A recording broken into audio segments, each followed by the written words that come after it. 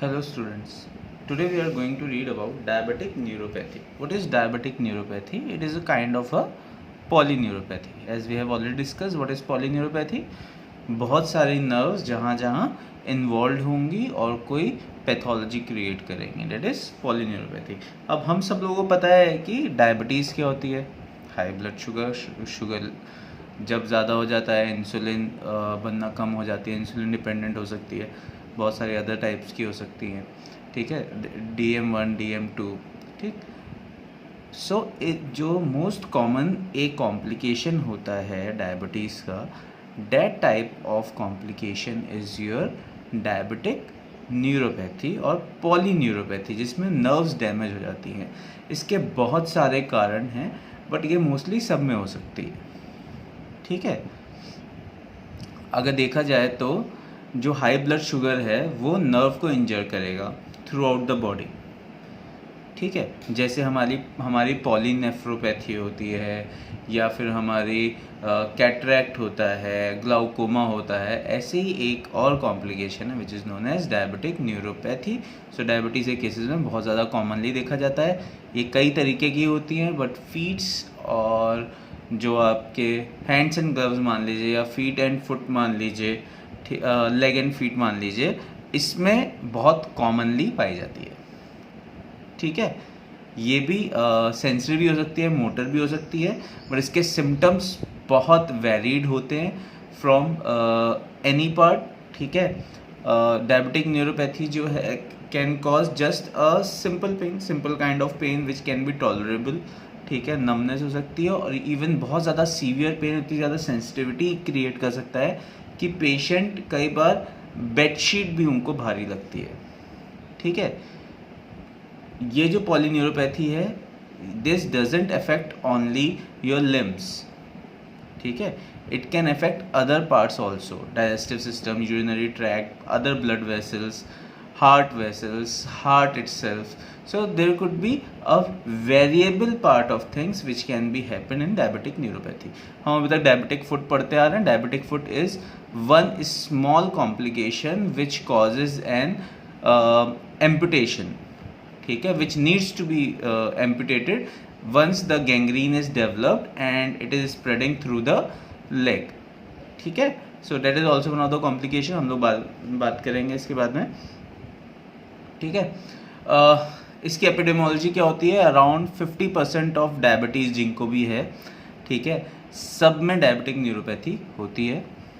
ठीक, but this is not something कि हम हो गई तो हम कुछ कर नहीं सकते.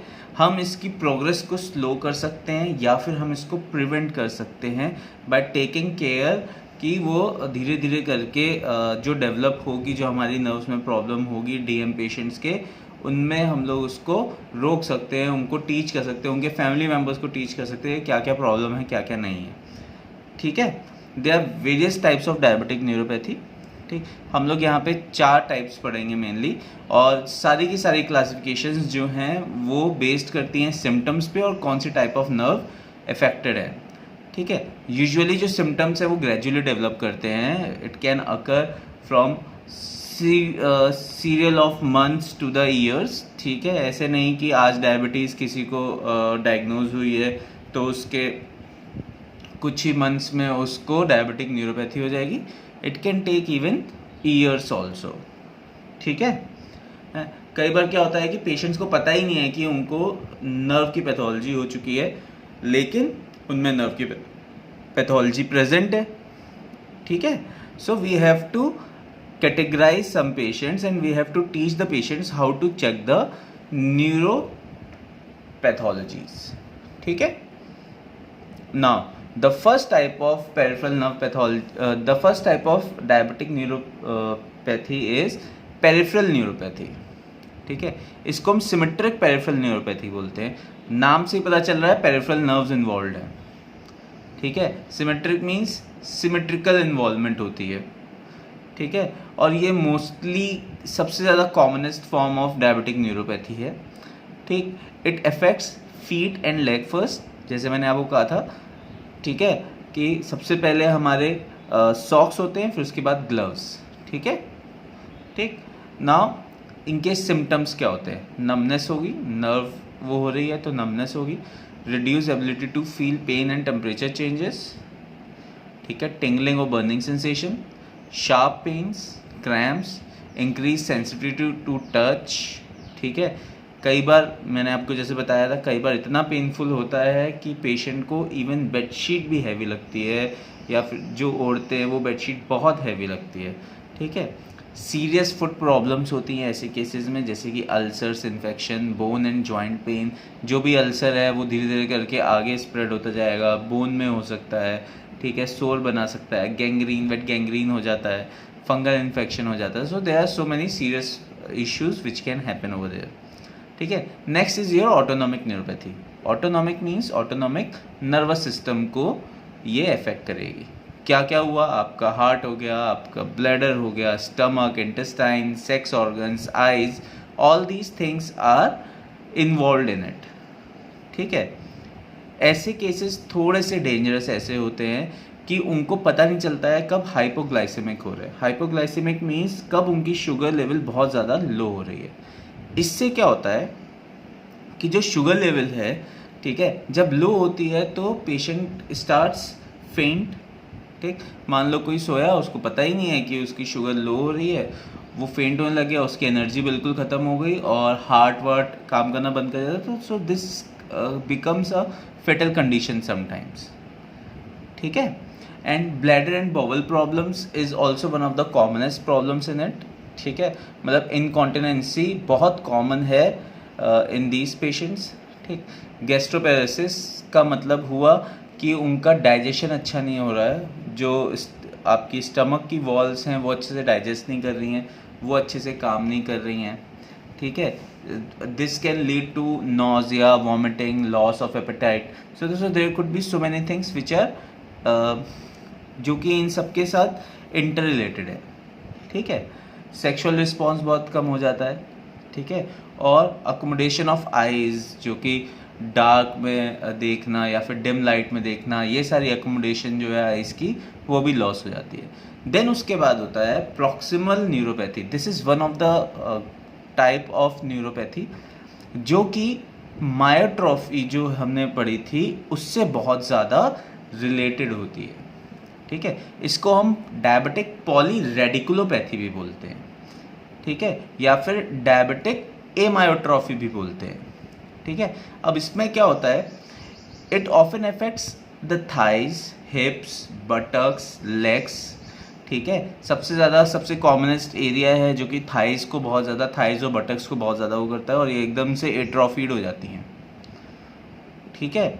Sometimes it also affects the abdomen and chest. Patients, बहुत सारे patients, you would be seeing the patients of the diabetes जिनका वेट एकदम से रिड्यूस हो गया, ठीक है, धीरे धीरे करके gradually they have reduce their weight, and weight के साथ साथ जो मसल्स हैं वो भी एट्रोफी हो रही हैं, और उनको अगर बाकी बहुत ज़्यादा पेन है, बहुत ज़्यादा मस्कुलर पेन चल रहा है, बॉडी पेन चल रहा है, तो हो सकता है they are going from diabetic polyradiculopathy, ठीक है। इसीलिए that's why whenever we are taking any, कोई भी हम पेशेंट को देखते हैं हम उसकी हिस्ट्री ज़रूर पता करते हैं कि उसको कभी डायबिटीज़ है कि नहीं है, कितने साल से कोई मेडिसिन ले रहे हैं कि नहीं ले रहे हैं, ठीक है। बहुत सारी चीज़ें are inter related when we are assessing any patient physically, ठीक है। नेक्स्ट इज योर सिम्टम्स, जो कि हमारे मोस्टली इप्सिलेटरल होते हैं बट अदर साइड भी हो सकते हैं। So there is not always की सिमेट्रिकल इन्वॉल्वमेंट है, इट इज़ मोस्टली एक साइड पे इन्वॉल्वमेंट है, फिर धीरे धीरे करके सेकेंड साइड पे हो गया, ठीक है। और वो कोई भी साइड हो सकती है, ऐसे नहीं कि डोमिनेंट साइड ही इन्वॉल्व होगी या फिर जो आपकी रिसेसिव साइड है वही इन्वॉल्व होगी, जो कि कम यूज़ करती है। राइट हैंडेड में राइट ज़्यादा वो होते हैं, but most of the people those who are right handed involve with the right legs first, ठीक है। चलो, नेक्स्ट इज सिम्टम्स क्या क्या रहेंगे आपके। सीवियर पेन, ग्लूट्स, थाइज में बहुत ज़्यादा सीवियर पेन रहता है, ठीक है। एट्रोफिक मसल्स हो जाती हैं स्पेशली थाइज और ग्लूट्स की, फिर धीरे धीरे करके आप ऊपर भी देखोगे, ऊपर भी एट्रोफी हो चुकी होगी, आर्म्स पे भी एट्रोफी हो जाती है, ठीक है, जो रिस्ट है वो भी एट्रोफीड हो जाती है, बाइसेप्स एट्रोफीड हो जाती हैं, ठीक है। बहुत सारे लोगों को as the your thigh muscle specially your quadriceps are weak, तो क्या हो जाता है कि वो नीचे बैठ के ऊपर उठ नहीं पाते हैं। सबसे कॉमनेस्ट कंप्लेंट आती है कि अब मेरे जॉइंट्स में बहुत पेन रहता है और मैं नीचे से ऊपर उठ नहीं पाता हूँ, या फिर मैं कहीं बैठ जाता हूँ थोड़ी देर के लिए, ऊपर उठने में बहुत पेन रहता है और कॉन्टीन्यूस पेन होता है ओवर द नी पे, बहुत कॉन्टीन्यूस पेन होता है, या फिर कॉन्टीन्यूस पेन होता है जो कि उनके हिप्स पे होता है, ठीक है। Sometimes as it is a radiculopathy, the pain can be radiating as well, ठीक है। बहुत सारे लोगों को सीवियर स्टमक पेन या फिर क्रैम्प्स होते हैं इसमें, ठीक है। जनरलाइज वीकनेस होती है, मसल पावर बहुत ज़्यादा लो हो जाती है, ठीक है। सो देयर आर सम, जितने भी हमने पढ़े सब में सिम्टम्स कुछ ना कुछ डिफरेंट हैं, ठीक है। सो इसमें जो चीज़ सबसे ज़्यादा इन्वॉल्व होती है वो इन्वॉल्व होती है मोटर नर्व्स, है ना। और जो बाकी सब में अभी तक हमने देखी, एक में ऑटोनॉमिक इन्वॉल्वमेंट थी और जो पेरिफेरल में थी वहाँ पे हमारी सेंसरी इन्वॉल्वमेंट ज़्यादा थी, ठीक है। ऐसा नहीं है कि सिर्फ सेंसरी इन्वॉल्वमेंट होता है या सिर्फ मोटर इन्वॉल्वमेंट होता है, दोनों इन्वॉल्वमेंट हो सकते हैं। हम अभी आगे एक और टाइप पढ़ेंगे, उसमें थोड़ा बहुत इसके बारे में डिस्कस करेंगे। देन इसके बाद मोनोन्यूरोपैथी। मोनोन्यूरोपैथी, इसको हम फोकल न्यूरोपैथी भी बोलते हैं। इट इज़ सिंपल, मतलब कि कोई एक लिम्ब पे सबसे ज़्यादा इन्वॉल्वमेंट होगी, ठीक है। एक स्पेसिफिक नर्व, स्पेसिफिक लिम्ब, वहीं पे इन्वॉल्वमेंट हो रही है। इट कुड बी क्रेनियल और पेरिफेरल। क्रेनियल हुआ तो फेशियल पाल्सी बहुत कॉमन होती है ऐसे पेशेंट्स में कि फेशियल नर्व इन्वॉल्व हो गई। कुछ लोगों को ट्राइजेमिनल न्यूरैल्जिया हो जाता है, ठीक है, बहुत कॉमनली ट्राइजेमिनल न्यूरैल्जिया पेशेंट्स में होता है, ठीक है। कुछ लोगों को प्रॉब्लम आ जाती है कि उनको स्ट्रैबिज्मस हो जाता है, ठीक है, ट्रॉक्लियर नर्व डैमेज हो जाती है। सो ऐसे बहुत सारे कंडीशंस हैं, ठीक। सो ऐसे लोगों में यू कैन सी, इस केस में कुछ लोगों को डबल विजन हो रहा है, मतलब कि जो एक्स्ट्रा ऑक्युलर मसल्स हैं वो इन्वॉल्व हो गई हैं, ठीक है।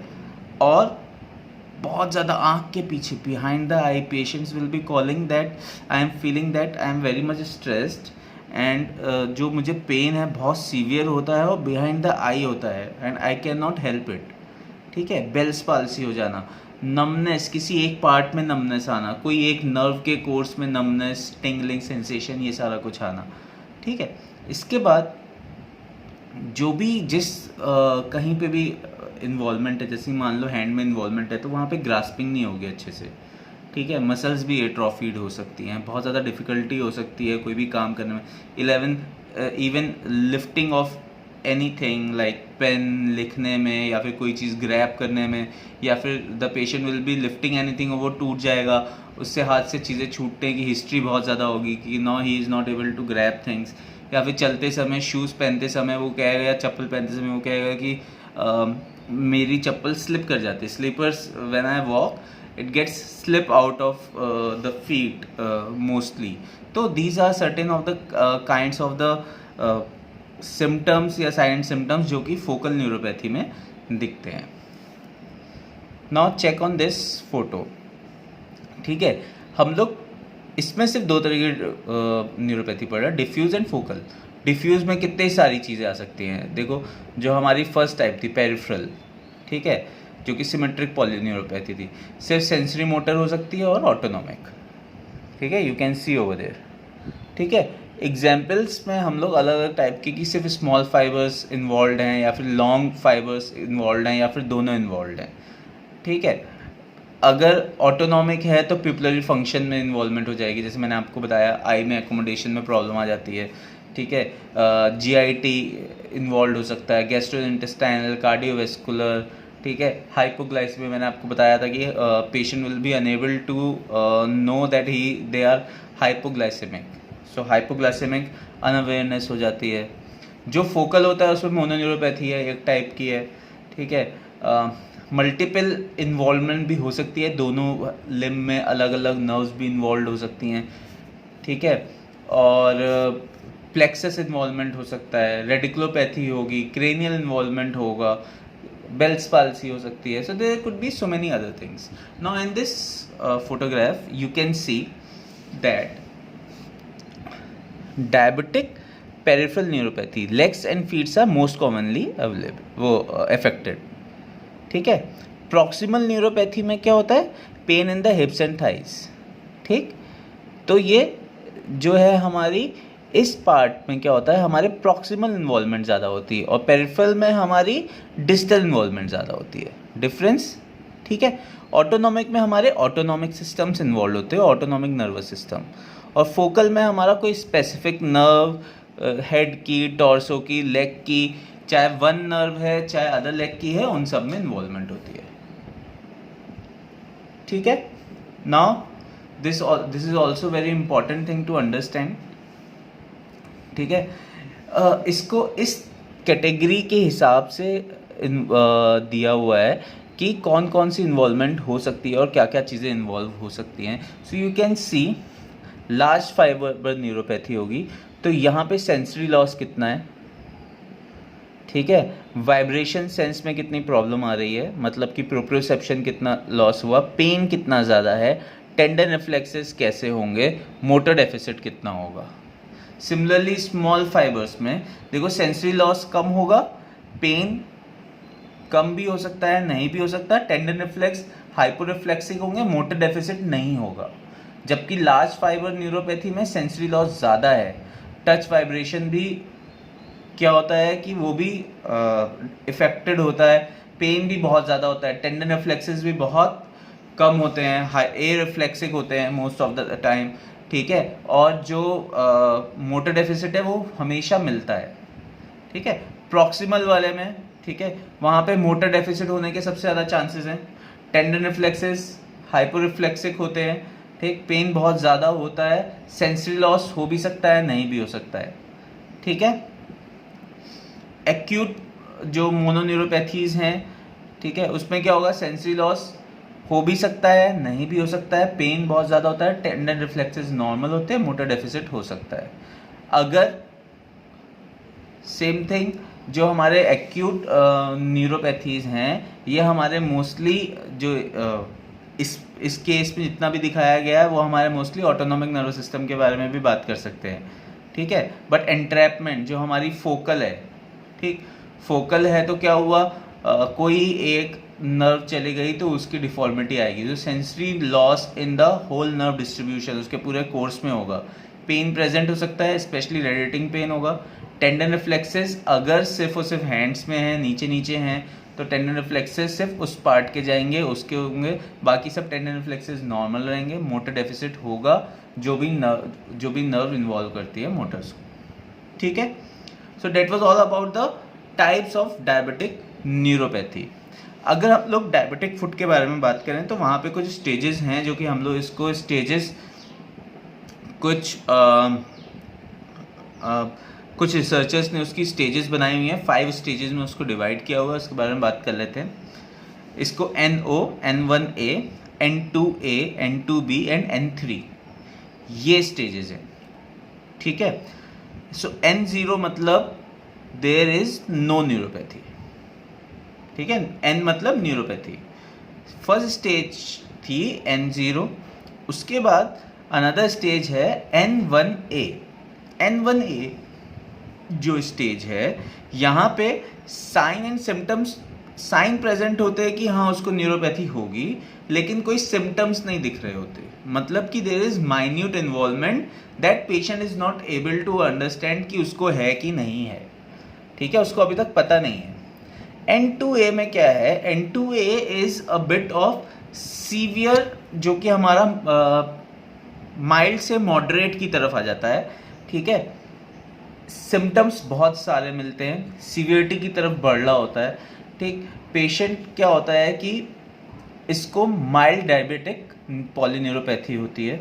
सेंसरी मोटर ऑटोनॉमिक सिम्टम्स सब हो सकते हैं. इट इज़ नॉट ऑलवेज कि एक ही टाइप की होगी, 2 टाइप की भी हो सकती है, दोनों चीज़ें इन्वॉल्व हो सकती हैं समटाइम्स.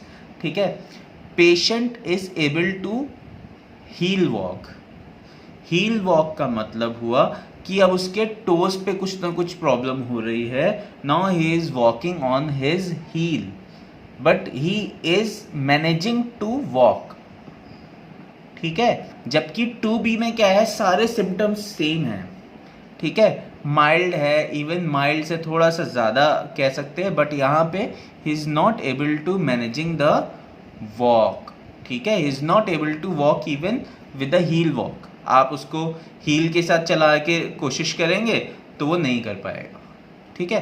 N3 में ज़्यादा डायबिटिक, ज़्यादा डिसेबलिंग हो चुकी है न्यूरोपैथी, ठीक है, ठीक है। So there are so many other things which you can found on internet, but these are the things which are normally present with your जो कि most of the researchers follow करते हैं, ठीक है। नाउ डायबिटिक न्यूरोपैथी होती क्यों है, कैसे होती है, क्या करते हैं, उसके बारे में बात करते हैं। तो causes, most of the causes, normal causes क्या होते हैं, एग्जैक्ट कॉज तो किसी को नहीं पता, ठीक है। रिसर्चर्स बहुत सारे अलग अलग थ्योरीज लेकर के आते हैं, बट हाईली एक्सेप्टेबल थ्योरीज जो हैं वो ये हैं, जो ब्लड शुगर है, ठीक है, वो नर्व को डैमेज करेगी, जो कि उसकी एबिलिटी है सिग्नल्स को सेंड करना, रिसीव करना, उसको डैमेज कर देगी, जिससे कि डायबिटिक न्यूरोपैथी हो जाएगी। एक और थ्योरी है जो कि सिंपल थ्योरी है, ब्लड शुगर जो है आर्टरीज की, वेसल्स की, कैपिलरीज की वॉल्स को थिक कर देती है, ठीक है, जिसकी वजह से जो नर्व्स में जो है ऑक्सीजन नहीं पहुंच पाती है और न्यूट्रिशन नहीं पहुंच पाता है, तो ऑटोमेटिकली हाइपोक्सिक इंजरीज हो गई और वो धीरे धीरे करके ग्रेजुअली इंक्रीज कर गई, ठीक है। वन टाइप ऑफ कॉजेज, या फिर आप कह लीजिए pathophysiology, you can see over here, ठीक है। Motor, sensory, autonomic. मोटर में क्या है, आप देखेंगे motor is like muscle atrophy, bone changes, deform foot, change in gait, new pressure distribution. Sensory में पेनलेस ट्रॉमा, उनको पता ही नहीं, अल्सर हो गया, इन्फेक्शन हो गया, गैंग्रीन हो गया। Most common is diabetic foot, micro angiopathy हो जाती है, ठीक है,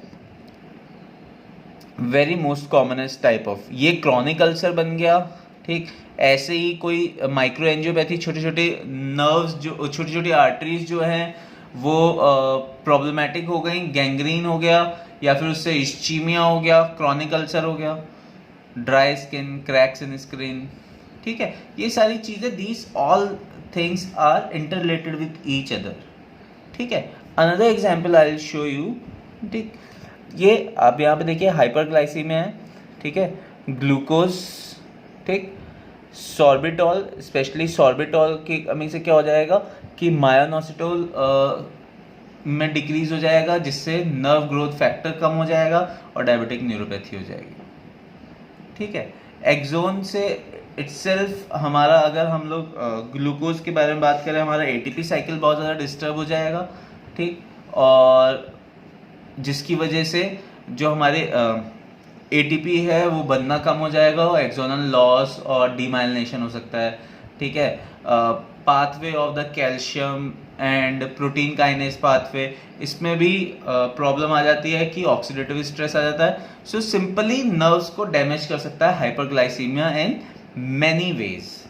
अनदर एग्जाम्पल इज डायबिटीज में हाइपरग्लाइसीमिया हो रहा है, N6 फैटी एसिड में उसकी मेटाबॉलिज्म में प्रॉब्लम हुई, ठीक है, प्रोटीन काइनेज एक्टिवेशन में प्रॉब्लम हुई, ठीक है, ग्लाइकोडेट प्रोडक्ट्स जो भी सॉर्बिटॉल वगैरह वो ज़्यादा आने लग गए, ऑक्सीडेटिव स्ट्रेस हुआ, पॉलीडॉल जो पाथवे है उसमें भी अफेक्शन हुआ, जिसकी वजह से protein, ATPase, vasoconstriction, neurotrophic factors, ये सारी प्रॉब्लम्स आई, ठीक है। सोडियम कम हो गया, सोडियम पोटेशियम लेवल का डिसबैलेंस हो गया, ब्लड फ्लो कम हो गया, हाइपोक्सिया कम हो गया, जिसकी वजह से नर्व कंडक्शन वेलोसिटी रिड्यूस हो गई और धीरे धीरे करके एक्सोन्स डीजेनरेट हो गए। So that was all the pathology you can say और the causes you can say which are behind the diabetic neuropathy.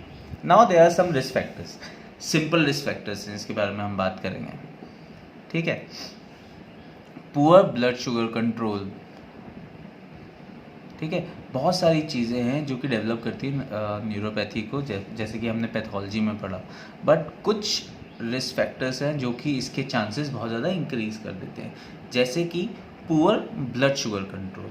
अगर ब्लड शुगर कंट्रोल नहीं हो पा रहा है डायबिटीज़ में, तो उनकी जो चांसेस ऑफ न्यूरोपैथी है वो बहुत ज़्यादा इंक्रीज़ कर जाती है। ठीक है, किसी की जितनी ज़्यादा लंबी हिस्ट्री होगी, डायबिटिक हिस्ट्री, उतनी ज़्यादा उसको प्रॉब्लम रहेगी। ठीक है, देन उसके बाद किडनी डिजीजेस, सबको पता है पॉलीनेफ्रोपैथी होती है इसमें। ठीक है, अब डायबिटीज़ से पॉलीनेफ्रोपैथी हुई, जिससे टॉक्सिन्स ब्लड में आने शुरू हुए और नर्व को डैमेज करना शुरू कर दिया। ठीक है, ओवरवेट जिनका बीएमआई ज़्यादा होता है उन लोगों को भी बहुत ज़्यादा डायबिटिक न्यूरोपैथी के चांसेस होते हैं। ठीक, स्मोकिंग और आर्टरीज, अगेन स्मोकिंग भी आर्टरीज को हार्ट कर रही है, आपकी डायबिटीज़ भी आर्टरीज को हार्ट कर रही है, जिसकी वजह से ब्लड फ्लो वैसे ही रिड्यूस हो गया। ब्लड फ्लो रिड्यूस हो गया तो वो ऑटोमेटिकली नर्व्स को डैमेज करना शुरू कर दिया। आफ्टर दिस कॉम्प्लिकेशंस, हम सबको पता है, अभी हमने बात करी थी hypoglycaemic unawareness, one of the very important complication. ठीक है, इनमें क्या होता है, जो जब ये होता है तो शेकीनेस होता है, स्वेटिंग होती है, टेकिकार्डिया होता है। पेशेंट इज स्लीपिंग, उसको पता ही नहीं है, he is not able to call someone, बहुत ज़्यादा काँपा, स्वेट किया, टेकिकार्डिया हुआ और शॉक में चला गया पेशेंट। ठीक है, तो ऐसे बहुत सारी अलग अलग कंडीशन हैं and this is one of the fatal condition. Diabetic foot, we all know, anaesthetise foot हो जाता है, लीड्स टू इंजरी, कोई अल्सर हो गया, धीरे धीरे करके वो गैंग्रीन में शिफ्ट हो गया। ठीक है, जिसकी वजह से कुछ लोगों को ऑटो एम्पुटेशन हो जाता है कि सेंसेशन नहीं है, कुछ कटा और ऑटो एम्पुटेशन हो गया, जैसे लेप्रेसी में होता था। ठीक है, वैसे ही ऑटो एम्पुटेशन है, नहीं तो यहाँ पे एम्पुटेशन की बहुत ज़्यादा कॉमन कंडीशन होती है और बहुत ज़्यादा कॉमनली देखा जाता है डायबिटिक पेशेंट्स में, डायबिटिक फुट में। UTI infection, urinary incontinence. ठीक है, ब्लड प्रेशर में प्रॉब्लम आ जाना। ठीक है, ऑर्थोस्टैटिक हाइपोटेंशन हो जाना बहुत कॉमन है जो इनमें दिखता है। ठीक, इसके अलावा digestive problems, as we all know कि एक छोटी सी बात करते हैं, उनका एक्टिविटी लेवल डिक्रीज हो जाता है, एक्टिविटी लेवल डिक्रीज हो गया तो अपने आप ही इंडाइजेशन हो गया, गैस्ट्रोपेरेसिस हो गया, ब्लोटिंग हो गया, कॉन्स्टिपेशन, डायरिया, नहीं तो ऑटोनॉमिक नर्वस सिस्टम अगर इन्वॉल्व है तो ये सारी चीज़ें होंगी। सेक्सुअल डिस्फंक्शन मेल्स में अलग तरीके से होता है, फीमेल्स में अलग तरीके से होता है। मेल्स में इरेक्टाइल डिस्फंक्शन हो जाता है और फीमेल्स में लॉस ऑफ लिबिडो हो जाता है। ठीक है, इंक्रीज्ड और decrease sweating, this all can disturb the homeostasis. ठीक है, तो टेम्परेचर रेगुलेशन कंट्रोल भी प्रॉब्लम में आ जाता है। नाउ प्रिवेंशन कैसे कर सकते हैं? ब्लड शुगर को मैनेज करिए, अपनी डाइट को अच्छी रखिए। ठीक है, टाइम से मेडिसिन लेते रहिए। ठीक है, डाइट को अभी हम लाइफस्टाइल चेंजेस में आएंगे तो लाइफस्टाइल चेंजेस कैसे कैसे चेंज कर सकते हैं, कुछ एक्टिविटी लेवल बढ़ा सकते हैं। ठीक है, foot care, foot is very important to take care about. ठीक है, फुट को हमेशा हर रोज़ चेक करना होता है, खुद पेशेंट ना चेक कर सके तो दूसरे को बोलें, फैमिली मेम्बर्स को, कि वो हमेशा एग्जामिन करें, हर रोज़ एग्जामिन करें या फिर खुद मिरर से एग्जामिन करें। कोई blister, cut, bruises, even crack skin और पीलिंग स्किन हो, उन सबको अच्छे से ट्रिम करें और जितनी जल्दी हो सके अगर कुछ ज़्यादा दिख रहा है तो डॉक्टर को तुरंत दिखाएं। ठीक है, फुट को हमेशा क्लीन एंड ड्राई रखना चाहिए, ल्यूक वार्म वाटर से और माइल्ड सोप से यूज़ करना चाहिए। माइल्ड सोप इसलिए कि कोई ज़्यादा अगर कटा हो, कुछ हो और सिंथेटिक चीज़ें या फिर कोई केमिकल जाएगा तो it can harsh the skin और स्किन में और ज़्यादा प्रॉब्लम हो जाएगी। ठीक है, ध्यान रखें इन केसेस में हम फुट को डुबाते नहीं हैं। ठीक है, उसको हम लोग मोस्टली ल्यूकवार्म वाटर से धो करके उसको साफ़ कर देते हैं और ध्यान रखते हैं हम टोस के बिटवीन में। ठीक है, वो बहुत इंपॉर्टेंट एरिया होता है टू चेक कि वहाँ पे बहुत ज़्यादा स्केली स्किन होती है और बहुत ज़्यादा रफली आप कुछ करें तो एकदम से स्किन कट जाती है, जहाँ से बहुत ज़्यादा जल्दी फंगल इन्फेक्शन हो सकता है। फुट को मॉइस्चराइज करें, लेकिन ध्यान दें कि जो बिटवीन द टोज है उसको मॉइस्चराइज नहीं करते होते हैं, उससे फंगल ग्रोथ के चांसेस बढ़ जाते हैं। Trim the toe nails carefully. Dry socks हमेशा पहनने चाहिए, कॉटन सॉक्स पहनने चाहिए, ठीक है। टाइट नहीं होने चाहिए सॉक्स, ठीक है। शूज़ अच्छे होने चाहिए, कुशन्ड होने चाहिए, ठीक है, प्रॉपरली आने चाहिए। कोई कैलस कॉन्स हो तो तुरंत के तुरंत दिखाया जाए, ठीक है। और सिलिकॉन इंसोल्स हों, पैडेड हों, और हमेशा हर रोज़ चेक करें कि कोई वहाँ पे कोई कील तो नहीं है, कोई कंकड़ पत्थर तो नहीं है, कोई स्टोन्स वगैरह या कुछ तो नहीं है जो कि शूज़ में बाहर से आ रहा हो या फिर अंदर हो, जो पेशेंट को पता ना चलता हो because of its sensory unawareness. Now next is diagnosis. बहुत सिंपल है, muscle strength, tone, tendon reflexes, ठीक है, टच, सेंसेशन सब कुछ चेक करेंगे। वाइब्रेटरी सेंस चेक करेंगे हम ट्यूनिंग फॉर्क से, ठीक है। कुछ और सेंसरी टेस्टिंग होती है, फिलामेंट टेस्टिंग होती है, जो कि जैसे हमारा हैमर में ब्रश होता है, नायलॉन ब्रश, उससे चेक करते हैं स्किन की सेंसिटिविटी, ठीक है। प्रोप्रियोसेप्शन हो गया, नर्व कंडक्शन टेस्ट हो गया, EMG हो गया, और बाकी ब्लड शुगर लेवल तो चेक करना ही करना है। This is the physical examination which we can do. Next after that the treatment के लिए क्या है, हमें 2 चीज़ों का ख्याल रखना है। एक, पेन को रिलीव करना है और प्रोग्रेशन ऑफ डिजीज़ को स्लो करना है, ठीक है। एंड इन दोनों चीज़ों के साथ साथ जो हमारी कॉम्प्लिकेशंस हैं उनको हमें मिनिमाइज करना है कि इसके आगे प्रॉब्लम ना इंक्रीज हो और जो फंक्शन है, जो एक्टिविटी लेवल है, वो अच्छे से कर सके। सो स्लोइंग प्रोग्रेशन ऑफ डिजीज़ के लिए हम क्या करते हैं, हम उनको क्या करेंगे, उनका ब्लड शुगर लेवल को मेंटेन रखेंगे, उनको उसके बारे में बताएंगे कि क्या क्या कर सकते हैं, ठीक है।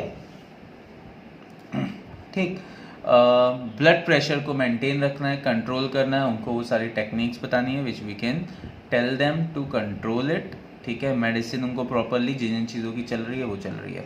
पेन रिलीविंग के लिए, क्योंकि नर्व में पेन है, हम कुछ ड्रग्स देते हैं, जैसे एंटी एपिलेप्टिक ड्रग्स होती हैं, ठीक है, प्रीगाबालिन, गाबापेंटिन, ठीक है, या फिर एंटी डिप्रेसेंट्स होते हैं TCS के लिए, या फिर सेरोटोनिन नॉनएफ्रिन रीअपटेक इनहिबिटर्स, ठीक है।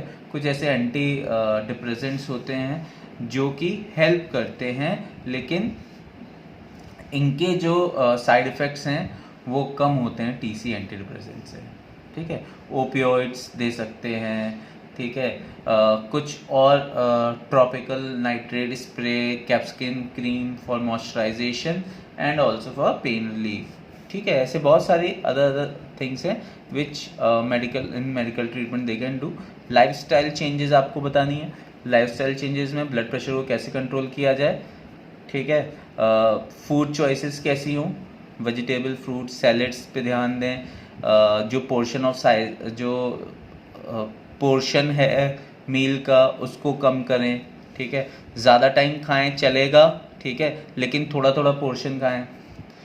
एक्टिव रहें, ध्यान रखिएगा अगर फुट ड्रॉप है या कोई प्रॉब्लम है तो वहाँ पे नॉन वेट बेयरिंग या पार्शियल वेट बेयरिंग एक्टिविटीज़ ही स्टार्ट कराते हैं। उस पर उतना ज़्यादा वो नहीं कराते कि वेट नहीं डलवाते कि जो भी अल्सर है, जो भी इंजरी है, वो और ज़्यादा वर्सन हो जाए। और स्मोकिंग क्विट कराने की वो करनी है, सेम विद द अल्कोहल, ठीक है। Now physiotherapy treatment, our part, क्या क्या चीज़ें करा सकते हैं। फ्लेक्सिबिलिटी ट्रेनिंग करा सकते हैं, प्रोग्रेसिव स्ट्रेचिंग, सेल्फ स्ट्रेचेस, सब कुछ बताना है वो क्या क्या कर सकते हैं। They are highly active, what they can do, ठीक है। मसल स्ट्रेंथनिंग प्रोग्राम्स, ठीक। Use open and close kinematic chains, क्या करोगे, उनको स्क्वेटिंग बताओ, उनको पुशअप्स बताओ, वॉल पुशअप्स बताओ, ठीक है। बहुत ज़्यादा एक्सरसाइज बहुत ज़्यादा वीक है पेशेंट, आइसोमेट्रिक से लो, फिर धीरे धीरे करके वेट इंक्रीज करो पेशेंट पे। Use the theraband, use weight curves, ठीक है। बहुत सारे वेज है जिससे हम लोग स्ट्रेंथनिंग कर सकते हैं, और बहुत सारी एविडेंस भी हैं कि जो भी एक्सरसाइज करते हैं उनका ब्लड प्रेशर लेवल लोअर ही रहता है, ब्लड ग्लूकोज लेवल भी लोअर ही रहता है इन द लॉन्ग रन, ठीक है, नॉट टॉकिंग अबाउट कि ब्लड प्रेशर, अरे उस समय तो प्रेशर बढ़ जाता है जब हम एक्सरसाइज करते हैं, we are talking about in the long run. So resistance training बहुत अच्छी होती है फॉर द डायबिटिक पेशेंट्स, ठीक है। एरोबिक्स करवा सकते हैं हम लोग, स्विमिंग करा सकते हैं, एक्वाथेरेपी दे सकते हैं, ठीक, बैलेंस ट्रेनिंग, गेट ट्रेनिंग, ऐसी बहुत सारी एक्टिविटीज़ है which we can go for it. बहुत सारे पेशेंट्स होते हैं जिनकी सेंसरी सिस्टम में प्रॉब्लम होती है, इसकी वजह से प्रोप्रिसेप्शन में प्रॉब्लम हो गई, बैलेंस बिकॉज ऑफ समझ लीजिए मसल वीकनेस है उसकी वजह से है, या फिर सेंसरी वो नहीं है, तो आप और भी चीज़ें कर सकते हैं। आप रूट्स अप्रोच दे सकते हैं, है ना। आप उनको सेंसिटिविटी के लिए आप उनको क्या कर सकते हैं, आप उनको कहेंगे आप कॉटन से वो कर रहे हैं या फिर आइसिंग कर रहे हैं, which will help then may be regaining, क्योंकि परमानेंट डैमेज हो जाता है, बट जो पार्ट बचा है एटलीस्ट वो तो अच्छे से काम करने लगेगा, वो तो सेंसिटाइज हो जाएगा, ठीक है। इसके अलावा हम लोग कुछ अगर बहुत ज़्यादा प्रॉब्लम है तो हम लोग उनको शू मॉडिफिकेशन बता सकते हैं, उनको सिलिकॉन इंसोल्स बता सकते हैं कैसे यूज़ करने हैं, ग्लव्स पहन के रखें, ग्लव्स को हमेशा चेक करें, ठीक है, फैमिली को ट्रेन करें। So these are all the things which we can do in a diabetic neuropathy. I hope आप लोगों को डायबिटिक न्यूरोपैथी समझ में आया होगा। इसके बाद हम लोग करेंगे डायबिटिक फुट। Thank you.